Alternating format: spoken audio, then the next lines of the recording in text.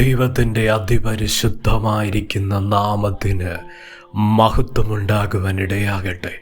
അനുഗ്രഹിക്കപ്പെട്ട നല്ല സമയത്തിനായി കർത്താവിനെ സ്തുതിക്കുന്നു, വാഴ്ത്തുന്നു.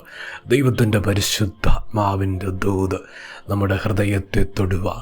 അസ്വസ്ഥത നിറഞ്ഞ് ഒട്ടും സമാധാനമില്ലാത്ത ഈ അന്തരീക്ഷത്തിൽ വചനം നമുക്ക് വിടുതലായി ആശ്വാസമായി തീരത്തക്ക നിലയിൽ പരിശുദ്ധാത്മാവ് തൊടുന്ന അനുഗ്രഹിക്കപ്പെട്ടൊരു ദിവസമായി തീരുവാൻ ഇടയാകട്ടെ. വചനം കേൾക്കുന്ന ദൈവമക്കൾക്ക് യേശുവിൻ്റെ നാമത്തെ സ്നേഹവന്ദനത്തെ അറിയിക്കുന്നു. മത്തായി എഴുതിയ സുവിശേഷം 6-ാം അധ്യായം 26-ാം വാക്യം.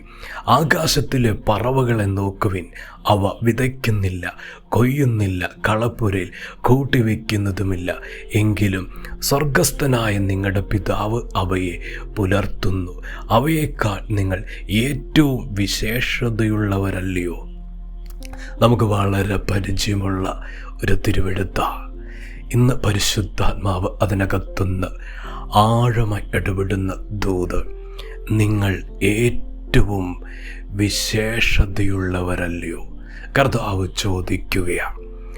വചനം ഇന്ന് പരിശുദ്ധാത്മാവ് നമ്മുടെ ഹൃദയതലങ്ങളിലേക്ക് ആ വചനത്തിൻ്റെ മർമ്മങ്ങളെ പരിശുദ്ധാത്മാവ് വെളിപ്പെടുത്തുക.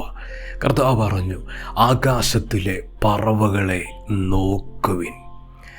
ജീവിതത്തിൻ്റെ സാഹചര്യങ്ങളുടെ നടുവിൽ നാളെക്കുറിച്ചുള്ള വിചാരമായി, നാളെ എന്താകുമെന്ന ആകുലതയോടെയായിരിക്കുന്ന ജീവിതങ്ങളുടെ ഹൃദയത്തെ തിരിക്കുവാൻ പരിശുദ്ധാത്മാവ് ഇന്ന് ആഗ്രഹിക്കുന്നു. ശിഷ്യഗണത്തോടും കടന്നു വന്ന പുരുഷാരത്തോടും വചനം വിശ്വസിക്കുന്ന ജീവിതങ്ങളോടും കർത്താവ് നാളെക്കുറിച്ച് വിചാരപ്പെടാതെ കർത്താവ് പറയുന്നു, ആകാശത്തിലെ പറവകളെ നോക്കുവിൻ. തിരുവെഴുത്ത് നമ്മെ പഠിപ്പിക്കുന്നു, യേശുവിനെ നോക്കുക, യേശുവിനെ ശ്രദ്ധിച്ച് നോക്കുക എന്ന സാഹചര്യങ്ങളിൽ കാണിക്കുമ്പോൾ യേശു ഇവിടെ പറയുക, ആകാശത്തിലെ പറവകളെ നോക്കുവിൻ. ആ അനുഭവത്തിൽ നിന്ന് ചിലത് പഠിക്കുക, അതിനകത്തുനിന്ന് ചിലത് ഗ്രഹിക്കുക. അതിനകത്ത് ജീവിതത്തിൻ്റെ വഴിത്താരകളിൽ ദൈവത്തിൻ്റെ കരത്തിൻ്റെ ഇടപെടലിനെക്കുറിച്ച്, ആ മർമ്മത്തെക്കുറിച്ച് തൻ്റെ ജനത്തോട് ദൈവം വെളിപ്പെടുത്തുക. അതിനല്ലേ കർത്താവ് പറഞ്ഞത്, ആകാശത്തിലെ പറവകളെ നോക്കുക. കർത്താവ് പറയുന്നു ദൂത്.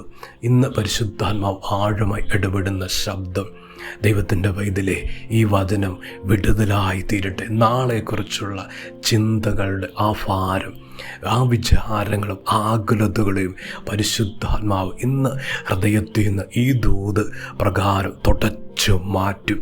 അങ്ങനെ ആ തലത്തിൽ സ്വർഗം തൊടുന്ന ഒരു ദിവസമാണ്.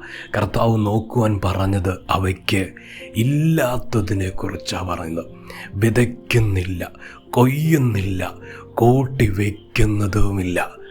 എത്ര അർത്ഥവത്തായ കാര്യമാണ്. ആകാശത്തിലെ പറവകളെ നോക്കുവാൻ കർത്താവ് കൽപ്പിക്കുകയും അതിനെക്കുറിച്ച് പറഞ്ഞത് ഇല്ലായ്മയുടെ ഒരു ചരിത്രമാണ്.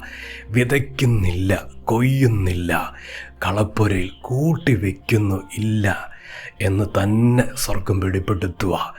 അവയെ പുലർത്തുന്നു. അത് ഹൃദയത്തിൻ്റെ അകത്തളങ്ങളിൽ ഈ ദൂത പരിശുദ്ധാത്മാവ് ആഴമായി പകരുക. അവയെ ദൈവം പുലർത്തുന്നു. ഇല്ലാത്ത സ്ഥിതിയിലും അവയെ ദൈവം പുലർത്തുന്നു. ശൂന്യമായ സ്ഥിതിയിലും അവയെ ദൈവം പുലർത്തുന്നു.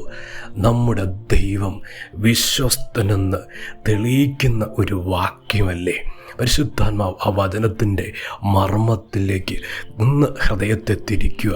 നിങ്ങളുടെ സ്വർഗീയ പിതാവ് അവയെ പുലർത്തുന്ന വചനം പറഞ്ഞത്, നിങ്ങളുടെ പിതാവ്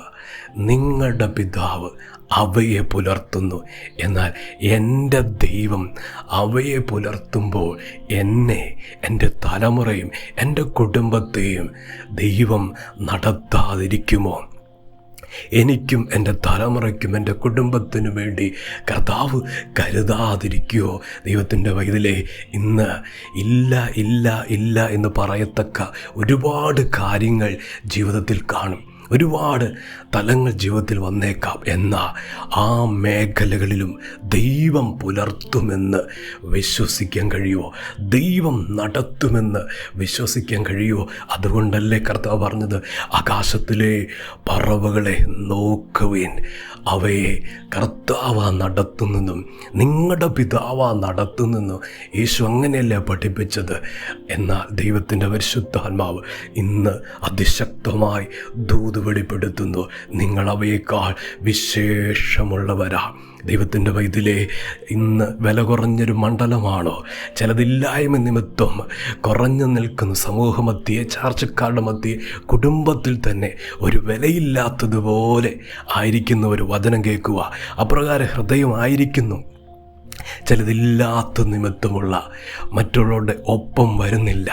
താരമ്യപ്പെടുത്തി നോക്കുമ്പോൾ താഴ്ച ജീവിതത്തിൽ ഇല്ലാത്തത് നിമിത്തം പരിശുദ്ധാത്മാവ് അതിശക്തമായി ദൂത് പറയുന്നു, അവരെക്കാൾ ഉന്നതമായി വിശേഷതയുള്ളവരാക്കി തീർക്കുവാൻ ദൈവത്തിന് കഴിയും.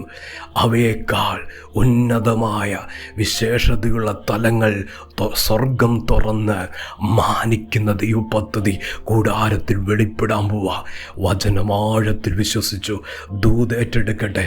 നിങ്ങളേറ്റവും വിശേഷതയുള്ളവരാക്കി തീർക്കുന്ന ദൈവപദ്ധതി ജീവിതത്തിലേക്ക് ദൈവം ഇതാ കൽപ്പിക്കാൻ പോകുന്നു, ദൈവം ഏൽപ്പിക്കാൻ പോകുന്നു. ഭാരപ്പെടേണ്ട, ഭയപ്പെടേണ്ട. ദൂത് ശക്തമായി വിശ്വസിക്കട്ടെ. ചലനമുണ്ട്, അത്ഭുതമുണ്ട്. കർത്താവ് സഹായിക്കും.